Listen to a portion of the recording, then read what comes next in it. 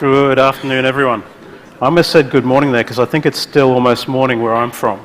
I'm actually here from Brisbane, Australia. It's my third Ignite event over here in New Zealand. It's coming and speaking, and it's amazing how good this event is. Everyone's so enthusiastic, everyone's so bubbly and cheerful. Everyone wants to get into the technology, as opposed to if I give a session back in Australia, you know, everyone's sarcastic, really not interested. You know, this is identity, check out this awesome feature. Oh yeah, it's all right. To make sure everyone's in the right room, let's just see, I'm not going to be able to see many of you, but how many people are here to hear about identity? Yeah, it looks like you're all in the right place. We're going to talk about identity, in particular, what you need to know to be in the Microsoft Cloud. As always with anything cloud related, this is a snapshot of technology right now, so by tomorrow, no doubt that will be out of date. My details, my name is Mark Rhodes. I'm a Premier Field Engineer at Microsoft and I specialise in Azure Active Directory. Should anyone want to get in contact with me after the presentation, you can feel free to contact me on mahod@microsoft.com. So let's talk about our agenda for today. My goal here is to give everyone kind of the equipment they need to, the training they need to have to be able to deploy Microsoft Cloud Identities successfully in their organisation at the end of this session. So by the end of this session, everyone should know the difference between, say, the Cloud Identity Model and the Synchronized Identity Model. And they should know the difference between the Synchronized Identity Model and the Federated Identity Model. And by the end of it, everyone should be able to go away and deploy Azure Active Directory Connect and install any one of those scenarios in their data center right now and get their identities up into the cloud. If that's not what you're after, this is probably not the right session, so I hope everyone's in the right place. I'm also going to make some recommendations too on why you would pick particular models, because there's a lot of confusion around which model is going to suit best for your organisation. So let's give you the information you need to pick the right deployments. So the first thing is, what is Azure Active Directory? It's a comprehensive identity and access management cloud solution. It combines directory services, advanced identity governance, application access management, and a rich standards-based platform for developers. And it's available in 3 editions, free, basic, and premium. Now, if you came and saw me last year, you know I went on quite a bit onto the premium features. We're not going to go into those this time. Azure Active Directory is the central point for all things Microsoft Cloud Identity, with the exception of, say, existing standalone identity stores such as Live ID. We're not going to go into that either. That's an unrelated topic. And why would you store identities here? Has anyone got an idea? Why would you store an identity up in Azure Active Directory? Well, so you can use it, right? For single sign-on, yeah, you could do it. Well, let's break it down even further. If you're going to access Office 365, what are you going to sign on with? You need to have an identity up in the Microsoft Cloud to do that, right? You can give guest access to things with Live IDs or with another organizational ID, but if you're going to use the services inside your organization, you need to have Azure Active Directory and you need to have identities stored in that identity store. Azure Active Directory is the core of the Microsoft Cloud. It is where your corporate identity is going to be stored, and it's going to be the backbone of the hybrid identity infrastructure you're going to need to supply services to your organization. All your identities for services must live in here to work. Office 365, as I said, has a heavy dependency on it. And it's not just Microsoft services that have those dependencies. Using some of the premium features, you can now sign into software as a service applications such as Dropbox, Amazon, Salesforce, using your corporate identity, which has been synchronized up to the Microsoft Cloud. Now, as I mentioned earlier, there are 3 core models that we're going to talk about today, and the first of which is the Cloud Identity Model. Right, this is very, very simple. This is where your identities just live in the cloud. You don't have anything on premises. You don't have any user accounts such as Active Directory accounts. You just have another username and password stored in the cloud.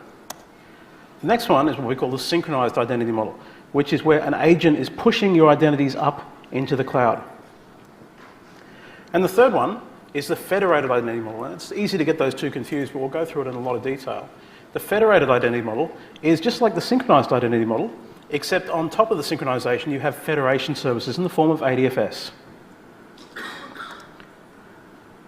So we're going to talk about the Cloud Identity Model first. This is the most simple one. It's just another username and password that your that your IT users need to remember. For instance, you might have a domain up in Office 365. For the demo purposes, my domain is mroads.net, and I'll just going to stick with that for now. So mroads.net is up in the cloud, and I've got admin@mroads.net as a cloud identity that I can sign onto. Now, it's got no correlation with anything on premises. It's just another username and just another password that I've got to remember, which is really the downside of it. Because who needs another identity to manage? Probably nobody. What are the server and service requirements? You don't need any servers. Right? This is up in the cloud. You don't need any SSL certificates because, again, it's all up in the cloud. And you don't need any SSL certificates for encrypting communications between servers. And lastly, all you really need to do, and this is actually optional, this step, is a domain added to Azure Active Directory or Office 365. Now, that's only optional because it doesn't make sense to get email on an address such as mod272.526.onmicrosoft.com.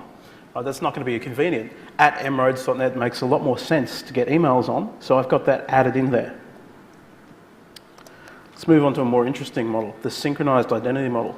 And this is probably going to be the model that most organizations are going to be wanting to use, at least for the longer term. Identities are synchronized up to the cloud, and again, this is not federation. In the synchronized identity model, it's much like the cloud-only model. However, in this case, the sign-in experience will be this. The user goes to sign in to a resource such as Office 365. They're immediately going to be redirected from Office 365 to an authentication prompt. I'm pretty sure everyone in this room will have seen that authentication prompt. It's a nice HTML page with a big strip on the side with a username and password. You put your username and your password in there, and that username and password is checked against Azure Active Directory. And if it matches what's stored in Azure Active Directory, you're allowed to sign in, and you can proceed back to the resource where you're checked for authorization. So you've been authenticated but not authorized at that point.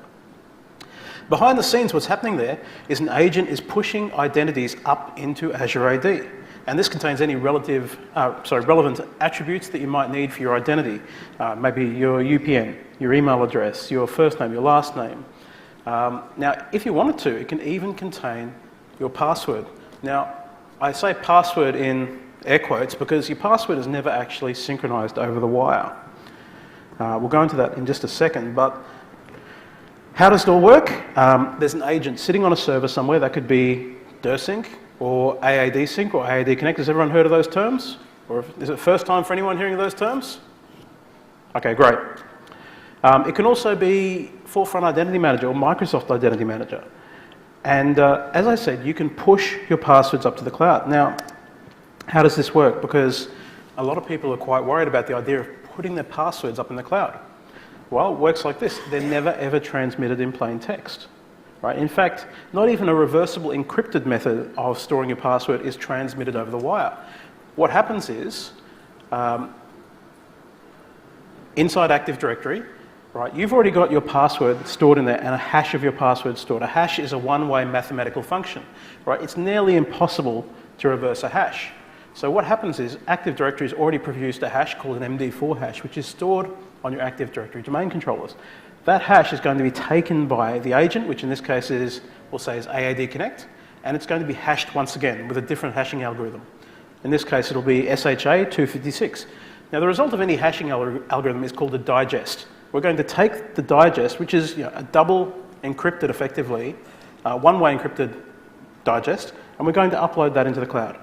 Now, what use is that, you might say? Well, think about it this way. We've now got a one-way function that we can test your password against. So when users go to sign in, they type their username in. They type their password in. We can capture the password at that point and send it to the first hashing function, like an MD4 hash again. Then we can send it to an SHA 256 hash, which is exactly what has happened to upload it to the cloud. Which means, in theory, if the passwords are the same, they'll have generated the same hash. And we can compare those hashes together, or compare those digests together, sorry. And if the digests match, they're allowed authentication. Does that sound like a pretty good way of getting around the problem of uploading a password to the cloud? For me, it does.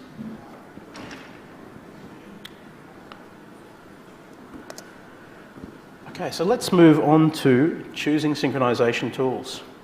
The first one, obviously, is DirSync. Now, this is still currently linked to in Office 365. In the admin portal, if you go on click on directory synchronization. Now, none of the features in DirSync are unavailable in the more recent versions. So there's no good reason to go with DirSync if you can avoid it, which brings us on to the next version, which is AAD Sync. AAD Sync has the same functionality as DirSync, except more on top. It's got the ability to do synchronization from multiple forests instead of a single forest. In addition to Active Directory, you can do synchronizations from LDAP v3. You can do synchronizations from a SQL server. That one still might be in preview. It allows you to do things like selective OU sync with the existing user interface in the setup. You don't need to go through and do all this customization of management agents. You can just click through the portal and you've immediately, click through the interface and you've immediately managed to filter down to a particular OU. You can do some transforming, selective attribute sync. So if you want to say only synchronize users to the cloud, if they meet this attribute, and that attribute might be an extension attribute or a group membership, you can do that. It's very easy to do. And it also allows you to do some basic transformation of attributes within the user interface, which is a big step up, meaning if you have a particular format you need to get into the cloud, you can build that format yourself. And lastly is Azure Active Directory Connect. Azure Active Directory Connect is going to be the primary tool to onboard user accounts to Azure Active Directory. Now the Express settings, if you just go into Azure AD and click Express settings, you can be up and running in a couple of minutes. Right? I would hazard against that because I'll explain why in a minute. But if you needed to, you could get things synchronized very, very quickly. It provides the installation and configuration of password sync and ADFS. It's not just the synchronization engine. This does the ADFS component for you.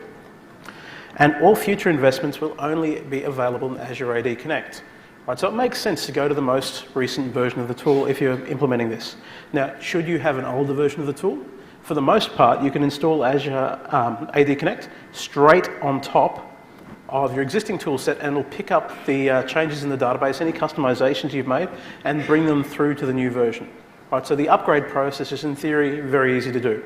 I haven't seen any problems with it, but I'd still do a backup first, just in case.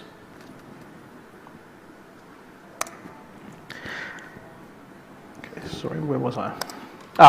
So back onto synchronization, what are the server and service requirements? Well, you're going to need at least one on-premises, and when I say on-premises, I mean it could be an Azure server that's part of your domain, right? As long as it's a domain-joined machine, you'll be fine. Server, where you're going to install the synchronization agent. You don't need any SSL certificates, you only really need those for ADFS, and again, the domain is going to be needed for this one. You're going to need a custom domain to add in, otherwise it doesn't make much sense. You could synchronize, but again, you don't want an email address of Mark Rhodes at mod272.526.onmicrosoft.com. How does it all do this? Well, it does it through a very, very simple wizard, which sets everything up for you. That's effectively what AAD Connect is. It's a wizard that helps you to install AAD Sync and any federation tools. If you want to, you can go ahead and hit the Express button and you get installed straight away. Now, as I said, there's a caveat there, and the Express button is that if you click the Express button, you can't come back and customize later. So if you need to customize at a later point, you need to uninstall and reinstall. So even if you're going to want to do the Express setup, I say hit the Customize button, leave all the settings vanilla, and click Next, Next through it. And that brings us on to the federated identity model, which is the most interesting model out of all of them. This is also called single sign-on. This is where your authentication is effectively controlled strictly by your own infrastructure. Now, how many people here have set up ADFS before? It's a bit of a pain to set up. Anyone say that? Or at least time consuming? Yep. I think it's a bit time consuming, but especially when the alternatives are to get it done in less than 15 minutes. Could anyone here set up ADFS infrastructure in less than 15 minutes? No? All right, I'm going to try to do that in this session. So. All right, so it's extremely simple. It's a GUI-based deployment. No PowerShells required at all. Right? Even to do the federation with Office 365 or Azure AD, you don't need to enter any PowerShell. And it consists of a few roles. We have an ADFS role, which is just ADFS installed and doing what any ADFS server does, providing a federation endpoint. We've got a proxy role, and again, that does what any proxy server does and provides a proxy endpoint, usually put out at a DMZ or something like that, accessible over the public internet, to proxy requests from the internet to that ADFS server. And lastly, the third role is you really need a synchronization server. Both of those last two options require a synchronization server. So at the minimum, you're probably going to need at least 3 servers.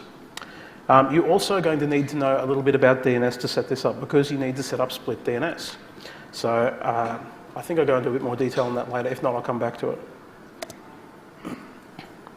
So how does it work? Well, a user goes to access a resource, in this case Office 365, and the resource responds by redirecting that user back to an authentication source, in this case Azure AD.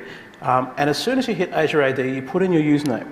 When you put in your username, the instant you hit tab or you click off, a bit of JavaScript inside the page is going to pick up the fact that you've entered a username such as danj@emroads.net. And it's picked up that that emroads.net is a federated domain. And when it does that, it goes immediately off to Azure AD and says, what's the endpoint for this domain? Where do I go and talk to? And it says, well, the endpoint is, in this case, adfs.emroads.net. So it redirects the user straight over there.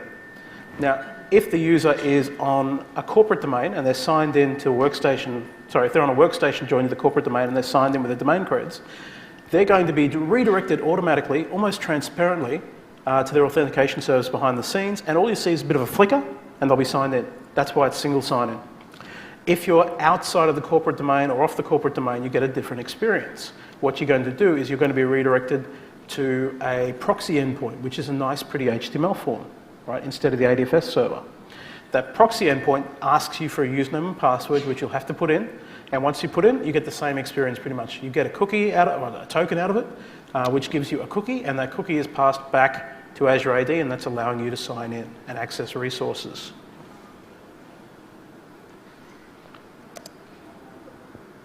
Server requirements. You're going to need at least the sync server, and at least one federation server, and at least one proxy server. Now, I don't ever recommend one federation server and one proxy server, because if your identity is important enough for you to be deploying 3 servers, it's almost certainly important enough for you to be deploying 5 servers and a load balancer, or 2 load balancers. So my recommended configuration would be 1 synchronization server, 2 ADFS servers with a load balanced endpoint, and 2 proxy servers with, again, a load balanced endpoint, right? Just to make sure that no matter what, your identity is up and working. There are also some DNS and certificate requirements. You're going to need public and private DNS entries. The public DNS is going to point to a public IP address for your proxy servers, right? Whatever endpoint you've assigned, load balanced or not, it needs to go to the proxy servers. Whereas internal to your network, the point needs to go to your ADFS server. So in my case, adfs.emroads.net externally points to an Azure VM, which is my proxy server VM. Internally, on my internal DNS for emroads.net, I've got an entry that points it to adfs.emroads.net straight to the ADFS server. So does everyone understand you're going to different endpoints depending on where you're coming from, right? And that's how you get that different experience. And you're going to need an SSL certificate generated by a trusted certificate authority. Now, if you're too cheap to get one from even GoDaddy or someone like that, you can use Let's Encrypt. That's a free SSL certificate. I've used it in this case. It's only good for 90 days, but it'll automatically renew if you get set up properly. So you really do have 2 options when you deploy ADFS in this situation. You can do it the hard way, or you can do it the easy way. The hard way is spinning up all those servers, installing the ADFS roles, installing the proxy server roles, setting up the endpoint, setting up the certificates, establishing the trust with Office 365, and then doing all the testing and load balancing and make sure it all works. Or you can click through a wizard. One wizard that sets it all up for you. I know which option I'd pick, and that's going to be AAD Connect. So let's get into that.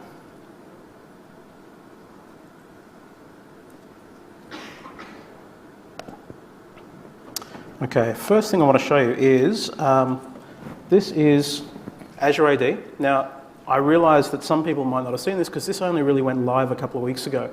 This is the new portal for Azure AD. Now, as you can see, if I go in here and I just click Users and Groups,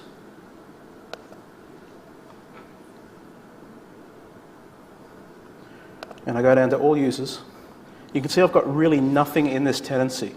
Right? Nothing's in this Azure Active Directory. I've just got an admin user and an on-premises directory synchronization user that was from a previous test run that I've done. So there's nothing in there. So I'm going to go back over to my sync server, and this is where I'm going to do everything. You'll notice I've already just double-clicked on this Azure AD icon here and installed it, and this is immediately what comes up, which is welcome to Azure AD Connect. So I'm going to agree to the license terms, click continue.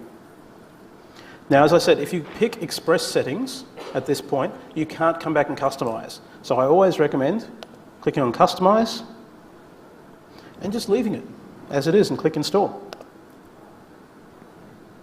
And that's going to install all the components that I need to get this up and running. Now, while that's installing, I'll explain my topology a little bit. There are 4 servers here. This is my synchronization server. I've also got a proxy server, an ADFS server, and an AD server that's just acting as a domain controller and nothing else. Inside that domain, I've got about 20 odd users that are just Contoso users that I've repurposed for this account. And I'm going to be trying to synchronize those users up to the cloud and enable full federation to show you what it looks like and show you the experience that end users get, as well as showing you the experience you as an IT pro will be getting when you install this kind of feature.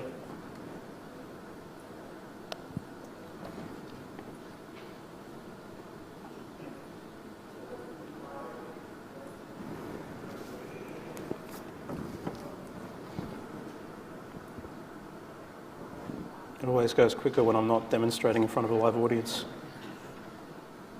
Does anyone have any questions at this point while we wait for that to pop up? Yes? So what's the relationship between the sync server and the domain controller? Could you put it on the domain controller? The question was, what's the relationship between the sync server and the domain controller, and could you put it on the domain controller? The guidance from Microsoft, at least in the past, was not to put it on a domain controller. However, you can put it on a domain controller because I've done that before for test purposes. Does that make sense? Technically capable, but I'd probably spin up my own server just for that purpose. All right, you can see we've gone through to the next part of the wizard, and can everyone see that okay on the screen? At the back, can someone just raise a hand if you can see it okay? Thank you. All right, we're going to pick Federation with ADFS. Now, the choices are do not configure, which is kind of pointless, Federation with ADFS, or password synchronization. Now, we're going to go straight to Federation with ADFS. And I'm going to enter my Azure AD credentials.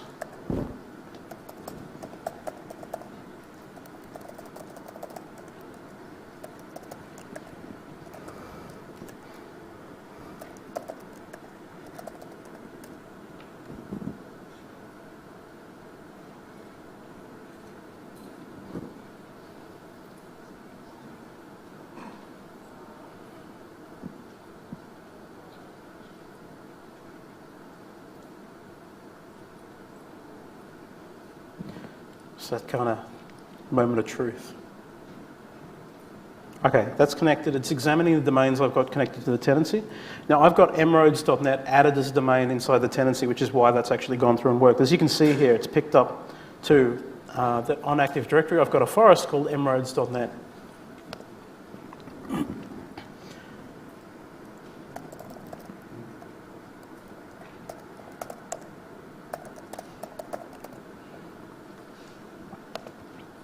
And what I've done there is I've just added the directory, the local Active Directory in with an admin user. I'll click next. It goes through it, retrieves the directory schema, anything else it needs to do its work. Okay, now you can see that mroads.net is a verified Azure AD domain. That's a requirement for synchronization to work. You need to have that domain up there. And I'm just going to leave it with default attributes for most of this, so I'm going to sync based on the user principal name. I'm not going to do any filtering, I'm just going to go very default here.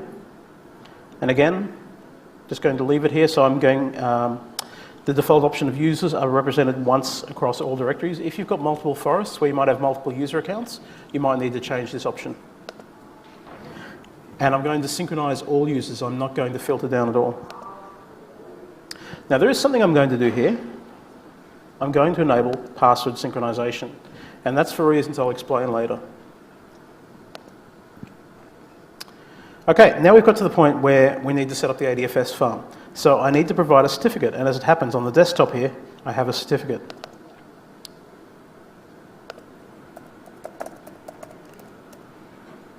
And you can see that's a certificate for adfs.mroads.net, which is controlling what the endpoint's going to be. Now it's going to ask me for an ADFS server. So all I need to do is add an Active Directory join machine in here. So in this case, it's M209-ADFS.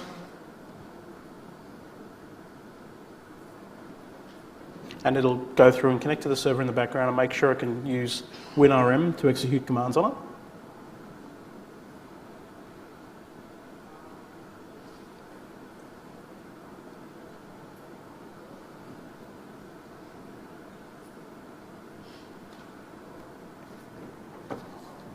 Okay, that one's added. We'll go next, and it's going to ask me to add a proxy server, which is obviously M209-proxy.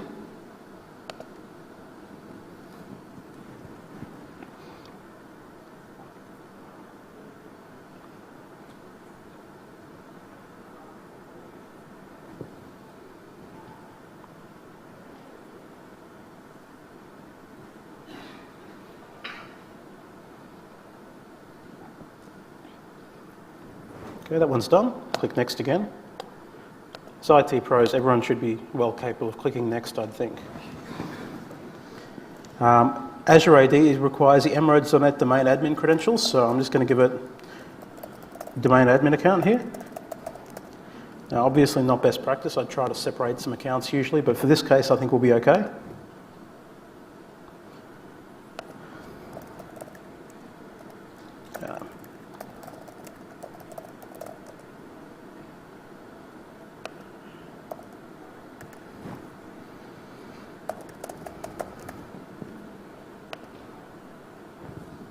Okay, now this is almost the last step. It's going to ask us which Azure AD domain we're going to federate with. And it's going to pick up mroads.net, hopefully.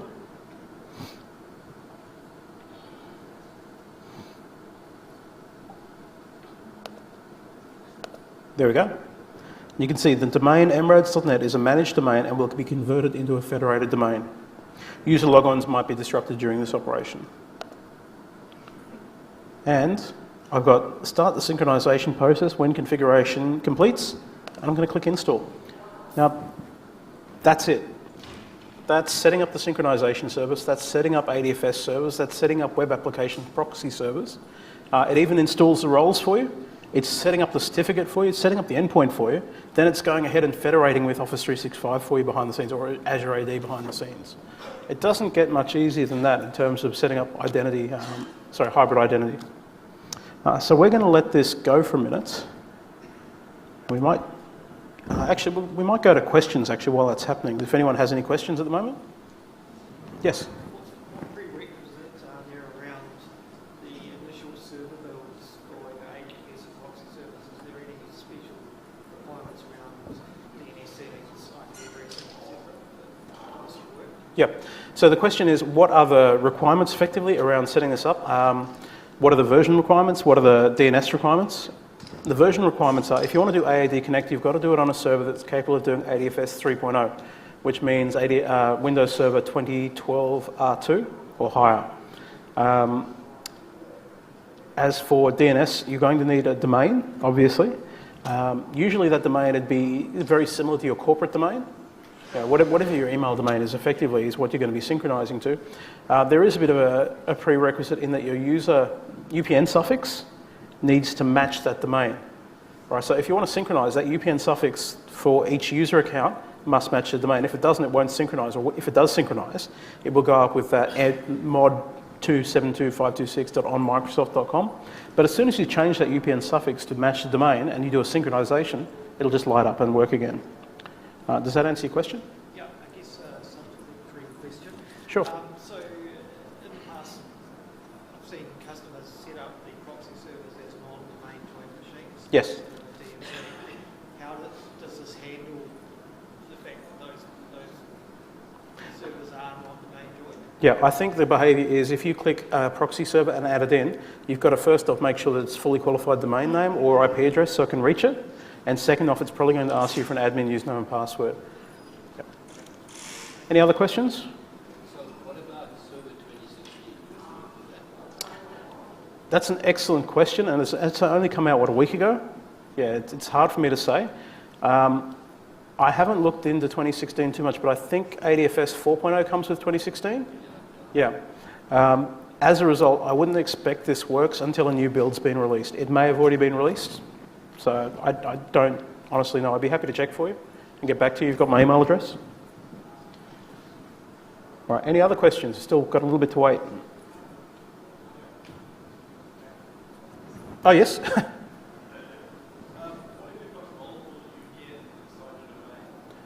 Yeah. If you've got multiple UPNs inside your domain, you're going to have to pick one to be the primary and then set them all up as domains inside Azure Active Directory, right? And you'll always have a primary, but you can have the secondaries, just like you can on an on-premises domain, as secondaries or email SMTP addresses or whatever you want to use them for. Does that make sense?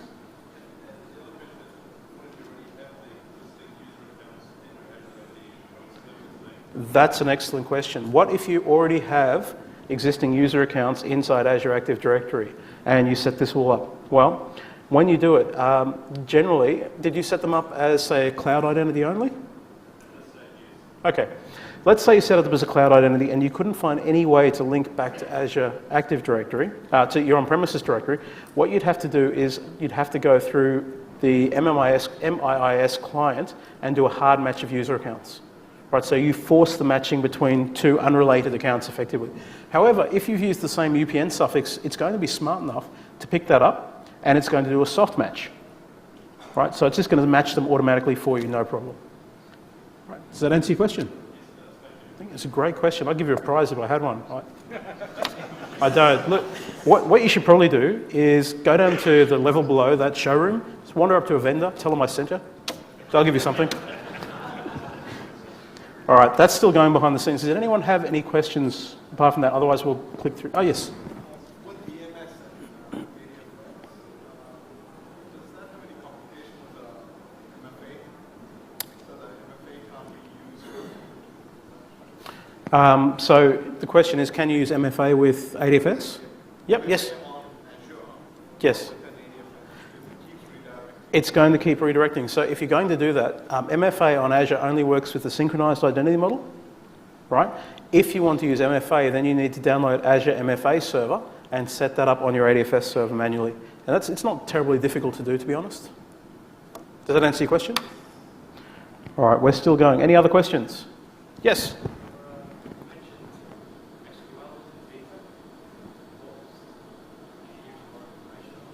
Yes, I haven't tried. I only know a little bit about it, but you can use SQL like you would with a SQL membership provider to provide identities, in which case you just have a database with usernames, passwords, something like that. You'd connect to it just like you would with a database connection string, and it will, with the right query, pull out usernames and passwords and use those as an identity source. There's not too much to it, to be honest. I don't know when it's coming. Sorry, I can't give you any details on that. I think LDAP v3 is only just in preview now, so it could be a little bit longer before SQL comes out. Yeah. Still going. Any other questions? Yes? Yes. High availability of the sync server. So how do you achieve high availability? That's a really good question. Now, in most cases, the sync server is not considered a resource that needs to have high availability because the operations only occur on a schedule, right? So generally, you can recover fairly quickly if something goes wrong. However, if you've got a business with, say, 30,000 users, right, who are resetting passwords regularly, forgetting their logins, screwing things up, people are being let go, that kind of thing, you probably need more than that. You need to have some kind of high availability, in which case what you do is you spin up an identical copy of your sync server, exactly the same as you did through this wizard, with just a synchronization engine on it, and you put it into staging mode. And when it's in staging mode, you can put exactly the same configuration, you can verify exactly what's going to happen with previews, and you'll know that that sync server is sitting there almost identical to the one behind the scenes. And if something happens to your primary sync server, then all you do is go over to your secondary sync server and change it from staging to production. And just like that, you've got a highly available solution. Now, I say highly available, but you'd have to do something manually unless you're willing to script some kind of monitoring or metric that picks up whether or not the other one's down and cuts over. That would be fairly complicated though. So it picks up all the attributes that one of the sync and all that stuff. Yep. Yep, it'll have no problem with any of that. If you're going to go down that path, though, and I recommend this to all my customers who use any of the synchronization engines, make sure you have full runs running. When I say full, behind the scenes, the first time you run the synchronization engine, it goes through and it does a complete full run. It synchronizes everything that it needs to. But after that, it only ever does deltas. Right? It will only ever synchronize what's changed. And unfortunately, with these directories, you seem to get some kind of drift if you're only synchronizing with deltas. So to get around this problem, and I don't know why it occurs, frankly, but to get around this problem, do a full sync once a month or once every week, depending on your use cases, and that'll make sure that you're not getting that kind of drift going. Now, that's especially important when you've got a secondary server ready to go in staging mode, because if you haven't done full synchronizations on that server and you have on the other server, you're going to have a massive drift. And when you take it off staging mode, it's going to write a bunch of objects that it doesn't need to write, straight up into Azure AD.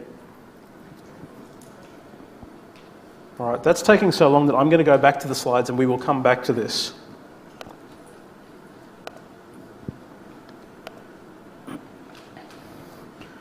Okay, so what are the federation sign-in scenarios? Because depending on where you are, I didn't get a chance to strike a dynamic pose. He didn't come back either. He was meant to come back when I said that. Okay, what are your federation sign-in scenarios? Well, you've got really 3 sign-in scenarios, and they depend on you, your workstation, and where you are. So let's say you're on the corporate domain, as in you're on a workstation that's joined to the corporate domain. You've signed in with your corporate credentials. Now, when you go to access an Office 365 resource, you're going to have a single sign-on experience, or a near single sign-on-like experience. And the reason why I say near is some services need an identity to hone in on, or home in on. For instance, if you want to get a single sign-on experience, you don't go to Outlook.com, you go to Outlook.com/mroads.net, right? Because that gives you the scope of your identity for that service, right? Which means it immediately redirects you back to your ADFS servers, and that's where you can do your login. Let's say the next scenario is you're off the corporate domain on your Surface, but you're inside the corporate network, which means when you try to look up adfs.mroads.net, it's still redirecting you to that internal ADFS server, but you don't have a corporate sign-in. What do you think the experience is going to be? Does anyone want to take a guess? Well, it's on the screen, so it doesn't really... You all win. It's NTLM, or a Windows authentication-like experience. So you see a login prompt, just an ugly little grey box with username and password. But once you enter that username and password, it's all fine. And the last one, and this is when you're outside of the corporate network, no matter if you're on the domain, off the domain, doesn't matter. If you're outside of the corporate network and you're using public DNS space and you try to log in, you're always going to be directed to a HTML login page. And the reason why is you're always hitting that proxy in your farm, in your federation farm. And that proxy will always serve up an HTML login page. So the users are going to get a different experience based on where they are. And it's important to know that because some users are going to obviously need to be educated on this, especially if they're mobile users. Now, does everyone remember how when I was setting this up, I ticked that box that said password write back? Or, sorry, what was it? Password synchronization. Yep, password synchronization, sorry. I ticked the box that said password synchronization. Now, let's say I've deployed ADFS servers and proxy servers inside my own data center, and something goes wrong. There's an avalanche and you're in New Zealand, you get avalanches around Auckland, right? Yeah, that's fine. You get an avalanche, it wipes out your data center, and none of your users can sign in because your federation servers are offline. What are you going to do? Do you want your users to be unproductive? Right? Chances are if there's an avalanche, they've got worse things to worry about, but the point remains that if you can, you'd like your users to be productive. So what you can do there is using the password synchronization option, flick your domain off from the federated option back to the synchronized model just while your ADFS servers or your ADFS infrastructure is unavailable. And the result of that is your users can still sign in wherever they are. Right? They won't have an ADFS sign-in, they won't have single sign-in, but they can get access to their services, and it's a kind of intuitive manner that they can get used to. And it's fairly easy to flick that on and off. Let's just see how we're going over here. It finished. Okay, I'm going to go through and click verify just to make sure it's all good. Okay, that looks pretty good. Now let's test it because this doesn't mean anything if I don't test it. So what I'm going to do is, as I said, outlook.com/mroads.net. right? That's going to scope my identity. And what should happen is we should be forwarded straight back to an ADFS server. There is a caveat here, and that's behind the scenes. I'm really hoping that the synchronization run is finished, because if it hasn't, I'm not going to be able to sign in. It's redirecting. Look at that. That's set up I'm hitting my proxy servers. Come on, that's pretty impressive, right? For 15 minutes. Now, I used to work for a consultancy, so next time a consultant comes in and tells you they can set this up in like 40 hours, just say, well, 15 minutes, man, what's going on? All right, let's give this a try. I put in danj@emroads.net.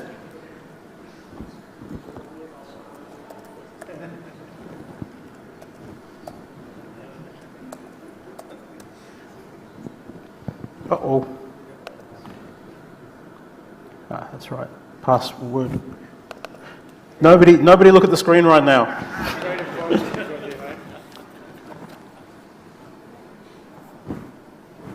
My printout has cut them off, so that's why. Let's just go back.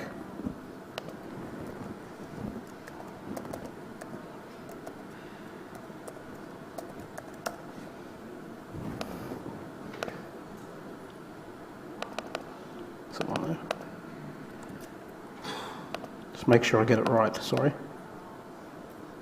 And it could be that it hasn't synchronized actually. Or I was just typing it wrong.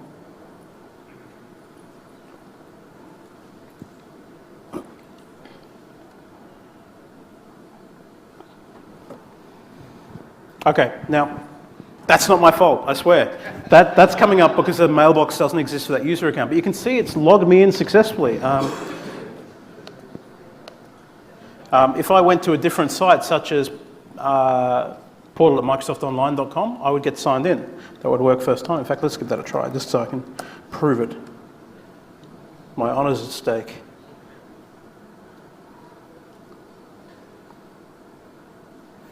Okay, so you can see I'm signed in as Dan Jump. Now, the last thing I want to do is jump back to the slides quickly. And actually, no, I'll do it in the demo. That way we can stay in the slides. What I'm going to do, you can see in this PowerShell thing, and it might be hard to see, I'll just crank up the size of this.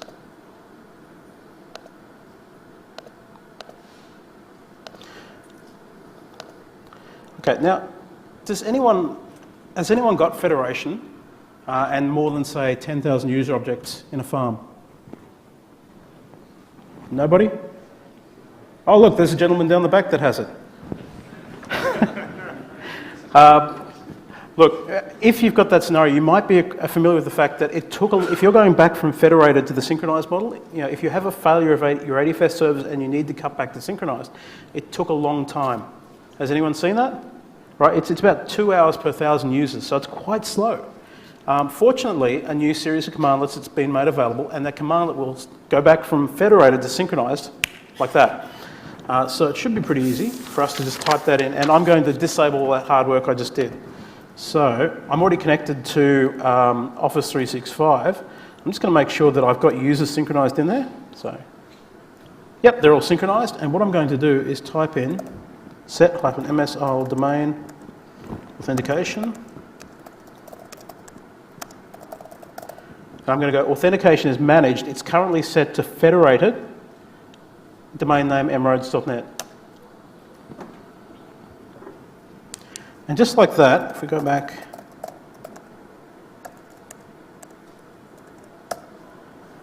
you can see this domain here has been set to managed, right? It was previously set to federated, which means in theory, if I close this window and I try to sign in one more time,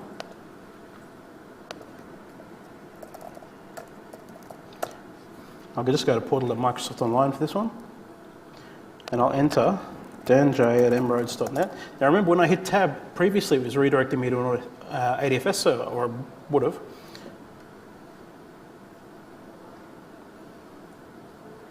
And it's still doing it.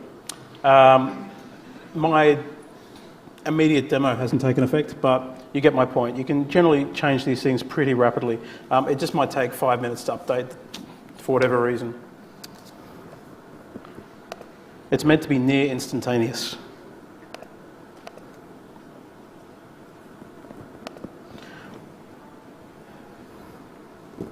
Okay, so the question that everyone should be asking now is, now I've seen how to set up synchronized and federated, and I've seen cloud only, which identity model do I want to use? So when do you pick cloud? And it's pretty simple. When you don't have an on-premises directory. Or let's say you've got an on-premises directory and you're restructuring it, you're changing things dramatically. Or you're in Office 365 or an Azure pilot, right? You just want user accounts, you don't care about synchronization, you just need to test a couple of users. These are the scenarios that this makes sense for. A big use case of this are born-in-the-cloud businesses, right, who don't need a domain controller on premises. They can just have their user accounts out there, using them no problems at all. When do we choose synchronized? Well, when you've got existing user accounts that you don't want to have to necessarily give users a new username and password to use. You want to keep the same sign-on. When you want to save credentials in a Windows credential vault. When Outlook does not support single sign-on, so the older versions of Outlook don't support this federation, so you might have to use this model. And I think anything 2010 or earlier is going to be in that boat. This is going to be the recommended approach for most businesses. And depending on how we go for time, I'll explain why. And lastly, when to choose federated. Now, these 9 use cases are the times that you pick federated. I say to my customers, if you don't fit in one of these, then you shouldn't be going to federated. It doesn't make any sense.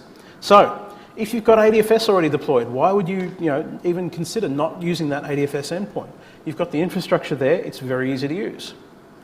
When you've got a third-party identity provider, such as Okta or, say, PingFed or something like that, right, it makes sense to use federation. When you've got Forefront Identity Manager 2010 or MIM, it makes a lot of sense to use it then. When you've got on-premises integrated smart cards or on-premises multi-factor authentication. If you require, let's say for whatever reason you had to let a user go, the business has made the decision he needs to be let go right now, you need to cut his access right now. ADFS is fantastic because you don't have to wait for a sync. You can just disable their account and they won't be able to sign in. When you've got client sign-in restrictions, let's say you're a business who doesn't want your clients signing in after 5 p.m. You can do that with ADFS with the inbuilt Active Directory sign-in policies. When you've got a policy for, let's say you're a government department and no matter what, your security guys say you can't do a password sync, then you kind of need to go to ADFS or they're not going to be able to access the services. If you've got hybrid search set up for SharePoint Online, then it makes sense to go towards ADFS. In fact, it's a requirement. And the last one is just the most obvious one. If a business said single sign-on is required, you kind of have to go towards single sign-on or ADFS. And as I said, you can change between your models as your needs change. So if you need to, you can go from a cloud identity to a synchronized identity. And all you need to do there is deploy AAD Connect and do a hard match or a soft match of users. If you need to go from synchronized to federated, well then all you need to do is deploy AAD Connect and you can leave password sync enabled as a backup if you want to. If you want to go from federated back to synchronized, that's pretty easy. You can see up there on the sheet, I've got the old commands, which were convert-ms-ol domain to standard, which took 2 hours plus an additional hour per 2,000 users. Right, that's a very slow mechanism of cutting back to synchronized identity. That one is meant to be near instantaneous, so we'll see how we go with that. And lastly, if you want to go from synchronized identity to cloud identity, then you just run set-ms-ol dersync enabled to false, and 72 hours later, you're a cloud-only shop. But my recommendation to you is choose the simplest model that fits your needs. That's why I say for most users, it is going to be the synchronized model. Now, we've still got a bit of time, so that's fine. There's another reason why this is the best model. Federation requires on-premises infrastructure. Now, how long has it been between ADFS 3.0 and ADFS 4.0? 3 years? Yep. There have been a number of patches in the meantime, but the rate of change for on-premises applications is much, much slower than cloud applications, right? That's just the nature of the beast. So, if you want to get access to all the newest, greatest features, it really makes sense to go to synchronized, where they'll be making changes immediately to your sign-in experience. Does that make sense? Yeah? Okay. So in summary, we've gone through a bunch of cloud identity scenarios, and hopefully I've given you the tools you need to pick the right mechanism to install for federation, for synchronized or a cloud model, to know the difference between them and to go back to your businesses and say, hey, this is my recommendation for our business. We've seen how easy it is to set up AAD Connect. In fact, 15 minutes to full federation and only a couple of minutes rollback to a synchronized identity, hopefully. And again, my recommendation, choose the simplest model for your needs. I can't stress that one enough. So with that, thank you very much for your time. I really appreciate it. And if anyone has any questions, I'm happy to take them.